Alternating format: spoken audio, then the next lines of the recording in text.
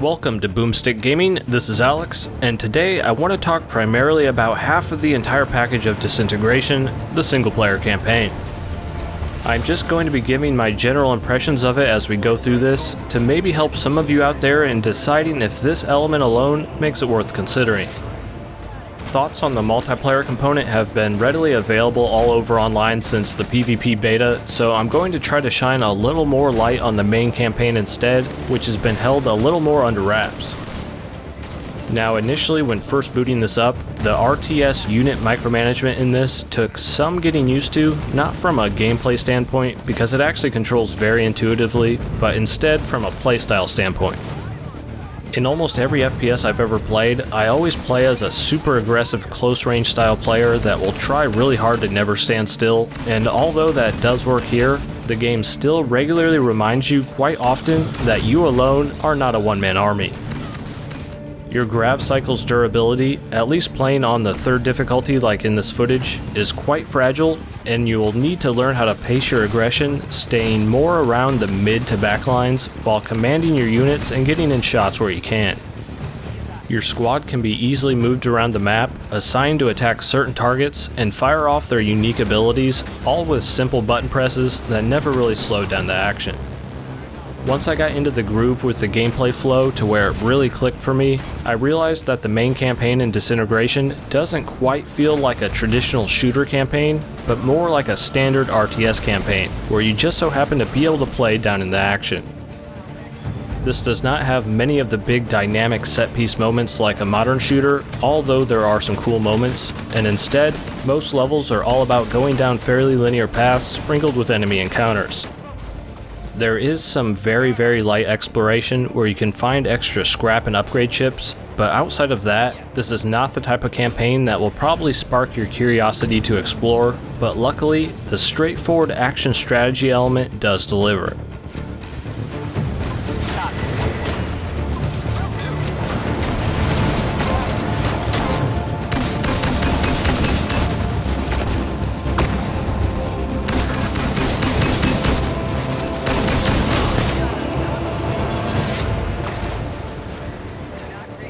In between missions, you will be able to lightly explore a hub base area that changes throughout the game, which is only really used to talk with a handful of characters and pick up the occasional challenge, which do yield upgrade chips upon completion.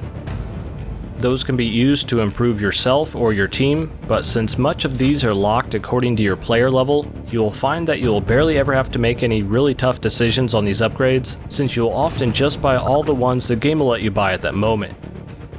There is no min-maxing your stats here, making the upgrade system feel pretty limited, but it does at least provide a decent incentive to look around just a tiny bit more in each mission.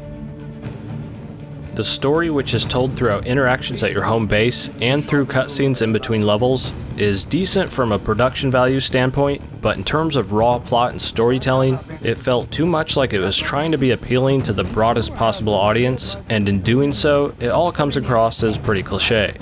You hear that, Resi? All right. We're getting a lot of hopes up here. This is not what we signed up for. Wagner? You're right, Roman. Last mission we bit off more than we could chew. We should stick to what we know. Overall, it's kinda hard to pin down my entire thoughts on the campaign here in Disintegration, because at times, it would be great arcadey fun, providing a unique gameplay feeling right between FPS and RTS, but then at other times, it would also feel like going through one big straightforward tutorial to better prepare you for the multiplayer component. I would ultimately land on saying that the single player campaign in Disintegration is just alright looking at it as a first-person shooter, not amazing, not abysmal, but looking at it as an action-focused RTS campaign, it's actually pretty good. Just like the entire concept of the game itself, this middle ground between those two genres bring along many of the pros and cons for both.